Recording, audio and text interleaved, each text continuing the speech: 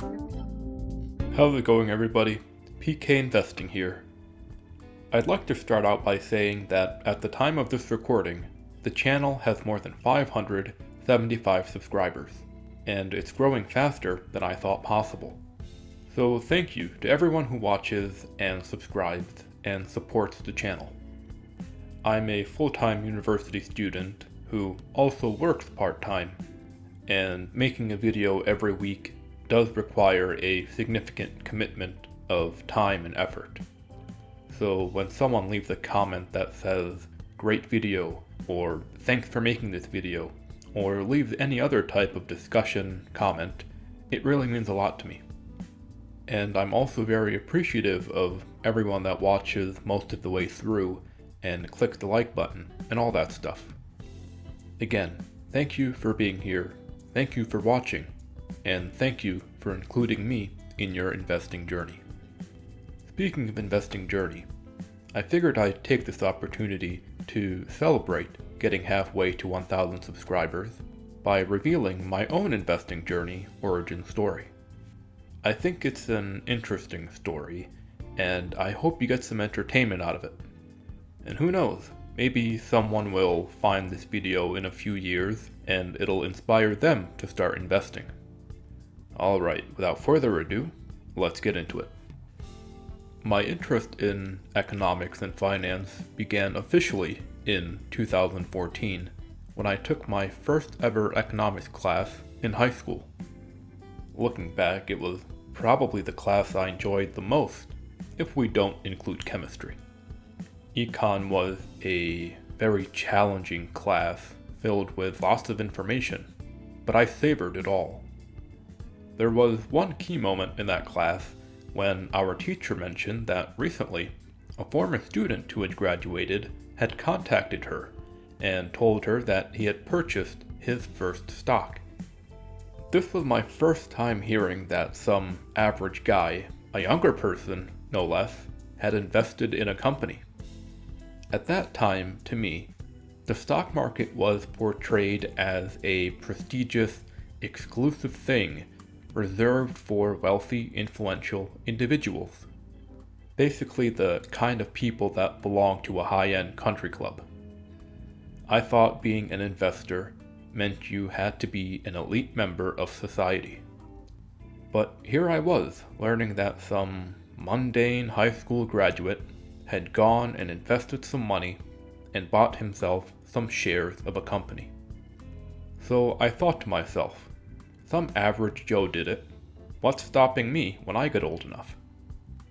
Moving forward to a few years after I graduated high school, I had become old enough to open my own banking accounts and obtain a credit card.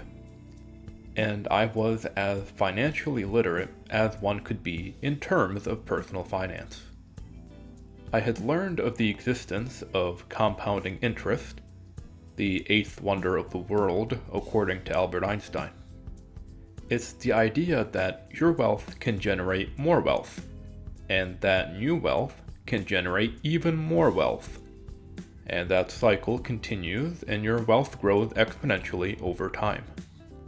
But I had also learned that money is constantly losing purchasing power due to inflation, and that every single dollar I had sitting around would get just a little bit weaker with each passing day.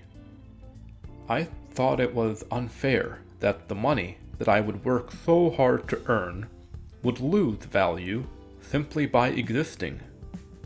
So I started thinking of ways to beat inflation.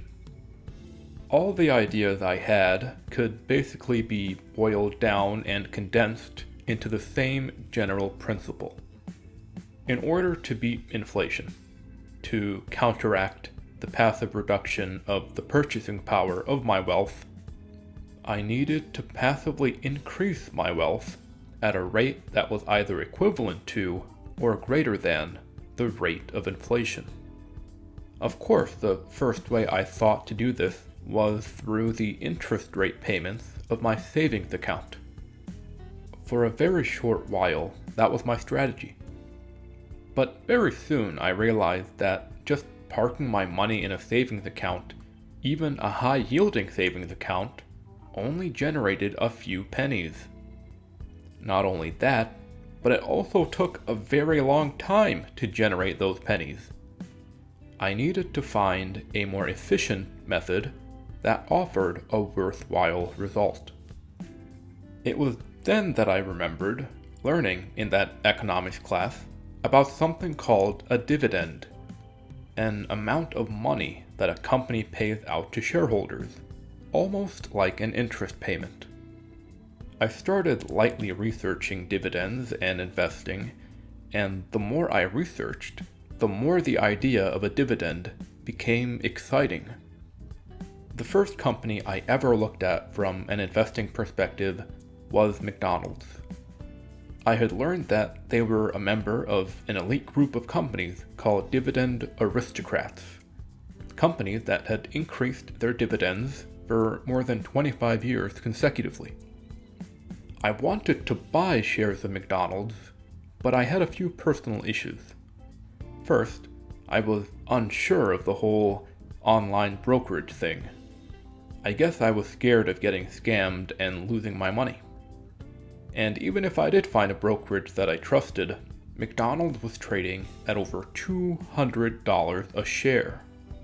This was before fractional share availability was commonplace. And the final thing was that I wasn't sure how high quality McDonald's was as a company. I guess I wasn't all that confident in their business, and of course this was because I had done no research on the company. I was just viewing them through the eyes of an average citizen, with no real investing knowledge. Moving forward about a year, I took a trip overseas to visit some relatives. During one of our nights, we were out pretty late, and we stopped at a McDonald's. I was kind of surprised that they had a McDonald's on the other side of the planet from my home. And not only that, but it was a 24-hour McDonald's. And even around midnight, the place was packed. We would go to this McDonald's a few more times during our trip, and the place never seemed to slow down. There was always activity. And that's when it all clicked for me. Everything started making sense, and I was able to piece together the reality of investing and ultimately come to a conclusion. Investing in a company by buying shares is buying a business. You want to invest in a good company. A good company pays a good dividend. Dividends compound. Compound interest beats inflation. That was it. We got back home near the end of the summer. A few months later, in September, I had opened an account with Robinhood and purchased my first stock, which was 10 shares of Ford Motor Company. Honestly, I think Ford is a terrible stock, but back then I was enticed by its low share price and high yield. Remember, there were no fractional shares, so low share prices were very compelling, and I unfortunately believed that quantity outweighed quality. How wrong I was. A few months after that, I received my first dividend, and I was pretty excited. That single dividend payment was larger than every savings account interest payment I had ever received combined. Over the next few months, I would gain access to fractional share trading, and that basically led to me dumping Ford and replacing it with more worthwhile investments. One of them being McDonald's. And here I am today. I've got a small, dense portfolio composed of strong companies that pay sustainable, growing dividends. I invest with the mindset that I'm becoming a part owner of a company. I reinvest all dividends, and I regularly add to my positions, constantly aiming for the ultimate goal of financial freedom. So that's the story of how I started investing. It was kind of long, but if you made it all the way to the end, thank you. And like I've said before, I appreciate everyone that's supporting the channel. It really means a lot to me. If you haven't already, consider subscribing and hitting that bell. Next stop, 1,000 subscribers. Alright, take care, and I'll speak with you again real soon. I am not a financial advisor. Investing always involves risk. This video was created for entertainment purposes only.